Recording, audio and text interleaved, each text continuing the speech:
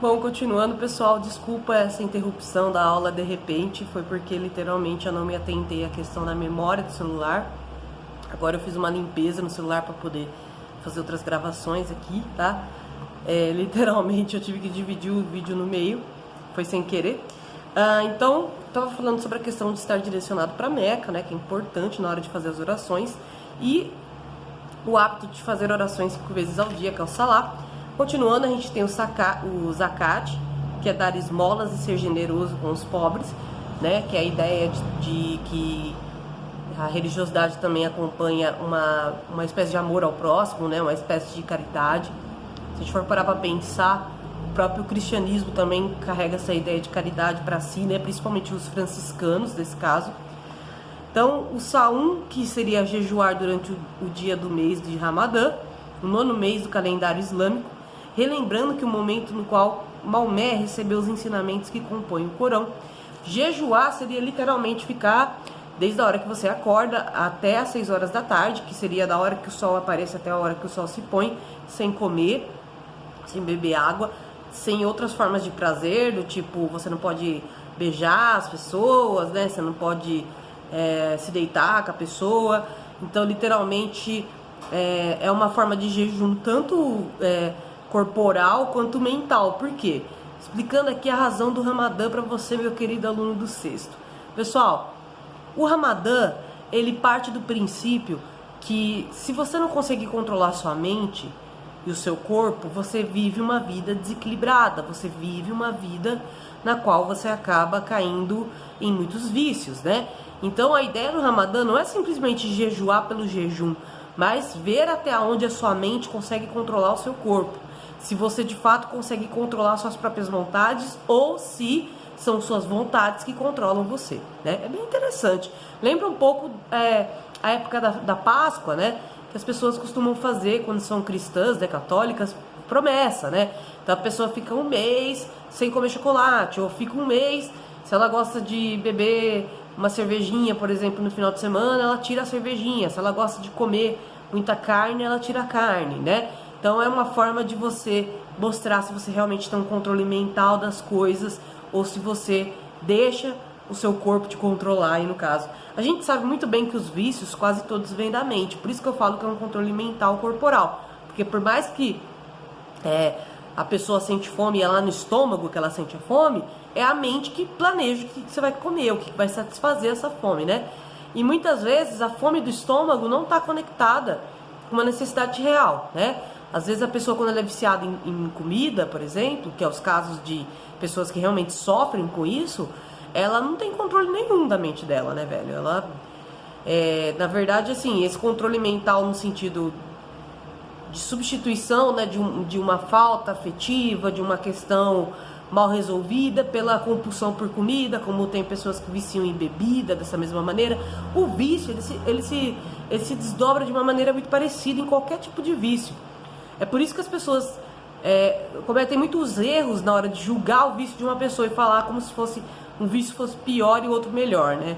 No fundo, se vocês forem ver dentro dessas espiritualidades, né, o Islã, o cristianismo, qualquer espiritualidade que tem uma ética por dentro dela, eles sempre falam que é o correto a gente nunca ser viciado em nada, a gente saber ter um equilíbrio, saber a diferença entre você estar com vontade daquilo ou você só viver daquilo, né? E é muito louco como as religiosidades trabalham a ideia de vício como algo que tira até o prazer do próprio vício, né? Então vamos supor, eu, Mariana, gosto de ir no final de semana tomar algum tipo de bebida alcoólica, né? Isso não é uma coisa que vocês, que são crianças, têm acesso, mas eu, que sou uma pessoa adulta, trabalho durante a semana, nada mais normal do final de semana, às vezes, tomar uma bebida alcoólica. Tem a diferença entre você realmente gostar, né, sentir prazer em fazer isso, e a pessoa que nunca consegue beber pouco, ela sempre tem que beber para até passar mal, né? Que é o famoso, a pessoa que a gente chama de alcoolista. Por que alcoolista? Porque o alcoólatra, meus queridos, é a pessoa que admira o álcool. Por isso que é errado falar que a pessoa é alcoólatra quando ela está viciada em álcool. Porque qualquer pessoa que, durante o Natal, durante a festa aí de fim de ano, toma um champanhezinho, por mais leve que seja, é uma pessoa alcoólatra no sentido de admirar e gostar, né, desse tipo de bebida, né? Agora, o alcoolista, né, a pessoa que não vive sem bebida, ele já perdeu esse prazer de, no final do ano, tomar uma taça de champanhe, de fazer sair um pouco da rotina, entendeu? Ele já perdeu esse prazer porque ele tornou uma coisa obrigatória, né, da vida dele. E o sinal que ele perdeu esse prazer é que ele precisa beber até ele transbordar, né, até ele passar mal, para preencher algum vazio ou algo do tipo por dentro, né? Então, nesse sentido, o corpo está controlando mais que a mente, né? Se a gente for ver por essa ótica do Ramadã, tá? Então, o Haji, que é ir a Meca a uma vez, pelo menos na vida, assim como os cristãos também colocam como meta ir até Roma, né? Conhecer o Vaticano. Para os islâmicos não é só uma meta, é uma obrigação, todo islâmico precisa ir conhecer Meca, ok? Então, como vocês podem ver aqui no mapa, as civilizações islâmicas, elas partem aqui do norte da África, né, ó, todo, parte aqui da Europa, né, que seria onde a gente conhece por Portugal e Espanha hoje, parte da Ásia, tá? E elas acabaram contornando, assim, né, boa parte do mar Mediterrâneo, ó. Tá vendo? Esse mar aqui, ele era usado muito para comércio entre os europeus, africanos e os asiáticos. Esse mar vai passar a ser dominado pelos islâmicos, o que explica por que os europeus tiveram nesse mesmo período, que foi que a gente chama de Idade Média, uma vivência totalmente diferente das civilizações islâmicas. Além do fator religioso, o fator comércio e o fator dinheiro também, formas de se fazer dinheiro, formas de sobreviver, foram muito diferentes, porque enquanto os islâmicos podiam basicamente negociar e comercializar em alto mar, os europeus tiveram que ir para dentro da Europa, para o interior, e ruralizaram a sua economia. Sozinho, é simples. Imagina que do dia para a noite, o comércio de Taquaritinga é atacado por um monte de povos germânicos que sabotam tudo, que torna incabível essa atividade comerciante de maneira escancarada, como era nas lojas e tudo mais. Imagina que no caso das lojas eram feiras, né, e que eram pequenos estabelecimentos de comércio ali por perto, né? Então, isso impossibilitava a atividade comerciante. O comércio também dependia do comércio marítimo. O mar estava dominado por árabes islâmicos. Os cristãos ainda estavam numa fase de adaptação à nova religiosidade, à nova identidade, e por isso que eles acabaram também não tendo muito contato com esses muçulmanos. Havia um certo preconceito, inclusive, lembra que eu falei no começo da aula? O preconceito contra o islâmico é um preconceito antiguíssimo, inclusive para alguns historiadores e sociólogos foi uma das primeiras formas de racismo violento, assim, vindo da Europa, né? Foi com o povo islâmico. Apesar que os europeus eram muito também racistas entre eles mesmos, né? Eles se viam como etnias diferentes, então os germânicos eram diferentes dos romanos, né? Então, assim, só pra vocês entenderem, tá? Contexto da época, tá, galera? Porque o que hoje a gente chama de racismo, pelo menos no Brasil, é muito bem demarcado por pessoas que têm a pele mais escura, que são as pessoas negras, e também pelos indígenas, tá? O racismo brasileiro, ele é muito forte com esses dois tipos de povos aí, tá? Lembrando que é consequência da colonização portuguesa, né? E justamente dessa mentalidade aí de supremacia europeia, como se os brancos europeus fossem mais especiais que as outras civilizações, por serem de uma religiosidade diferente, por terem um estilo de vida diferente, né? E isso, obviamente, era parte do preconceito deles, né? Era da ignorância deles, que infelizmente permaneceu como uma estrutura social da nossa sociedade, tá? Mas tirando essa parte do racismo aí brasileira, né? A gente pode dizer que uma das primeiras conflitos religiosos aí intensos foi entre os muçulmanos e os cristãos pelo mar Mediterrâneo. Acabou que os cristãos da Itália, de regiões assim costeiras do mar Mediterrâneo, continuavam comercializando com os mouros, mas eles não tinham acesso ao mar. Tipo, eles poderiam comercializar, mas eles não tinham muito como se deslocar através daquele mar, eles não tinham mais como ir até a África sem passar pelos islâmicos, né? Como era anteriormente, quando no Império Romano parte do Egito era dominado pelos europeus. Então, essa dominação romana ruiu. No lugar dessa dominação romana entrou a dominação islâmica. E o que aconteceu dentro da Europa? Um processo de ruralização. como eu disse, é a mesma coisa que fecharem o comércio de Taquaritinga. Se fecharem o comércio de Taquaritinga, as pessoas precisam ainda se sustentar. Elas ainda vão precisar trabalhar. E aí, muitas vezes, elas vão encontrar trabalho aonde? No campo, né? Elas vão encontrar trabalho nos sítios, nas fazendas, dentre outras coisas.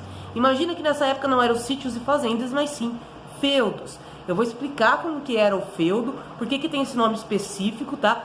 Porque um sítio, uma fazenda, não tem um castelo, né, galera? Começa por aí. Então, tem coisas do feudo que são muito características dessa época, tá? E quando a gente iniciar a aula sobre a Europa feudal especificamente.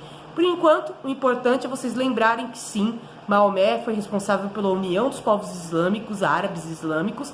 Sim, houve uma nova configuração de dinâmica social entre a Ásia e a África. Aliás, a África tinha outras formas de império, tá, galera? Não era só o Império Islâmico que predominava lá. A África, as sociedades africanas, elas tinham dinâmicas sociais bem interessantes, inclusive, que a gente vai estudar mais a fundo nas próximas aulas, bem como muitas outras formas de sociedade. Mas, por enquanto, é isso. Os povos islâmicos acreditavam que Maomé era o profeta, né, deles. Eles acreditam que o Deus supremo de tudo é Alá. Alá não pode ser representado porque a perfeição de Alá é impossível de se objetificar na visão dos islâmicos, então por isso que eles não gostam que desenhem Alá, que façam ofensas a Alá, que criem objetos em referência, assim, nesse caso, direto à imagem de Alá, tá? E também vale lembrar que, sim, esses povos, eles vão ter dissidências diferentes entre eles mesmos, né? São os xiitas e os sunitas. Os sunitas dizem que são menos radicais porque eles acabaram se adaptando a algumas ideias ocidentais. Mas, como eu disse, radical islâmico tem dois significados bem distintos, né? O radical islâmico raiz, que é o xiita, é uma pessoa que leva os ensinamentos do Alcorão, que é o livro sagrado deles, ao pé da letra. O sunita é uma pessoa que geralmente pega ensinamentos de outras religiosidades e é um pouco mais ocidentalizado, entre aspas. Aí você se pergunta, então, se os xiitas são os radicais, então eles que são responsáveis pelos ataques terroristas? Não, gente, nenhum dos dois, né? Aliás, fizeram uma pesquisa e descobriram que dentro dos grupos terroristas tinha mais sunita, por conta do contato com povos ocidentais, do que xiita. Então, isso encerra a discussão de que radicais islâmicos são automaticamente xiitas, que são terroristas e blá blá blá. Isso é tudo ignorância das pessoas, porque elas não conhecem essas civilizações islâmicas, né? E tanto que ontem, pela aula, vocês ficaram bem curiosos, né, na questão dos costumes islâmicos, como são diferentes, né? Eu falei daquela questão da aparência, né, que os islâmicos preferem enfeitar o interior da casa, bem como também, muitas vezes, se vestir de maneira bonita, assim, dentro de casa e não fora. Fora de casa é outra coisa. Então, muita arquitetura islâmica, você olha de fora e fala assim, nossa, que casinha pobrinha, meu Deus. Aí você entra dentro, ela é linda, ela é maravilhosa, cheia de detalhes, umas obras de arte incríveis.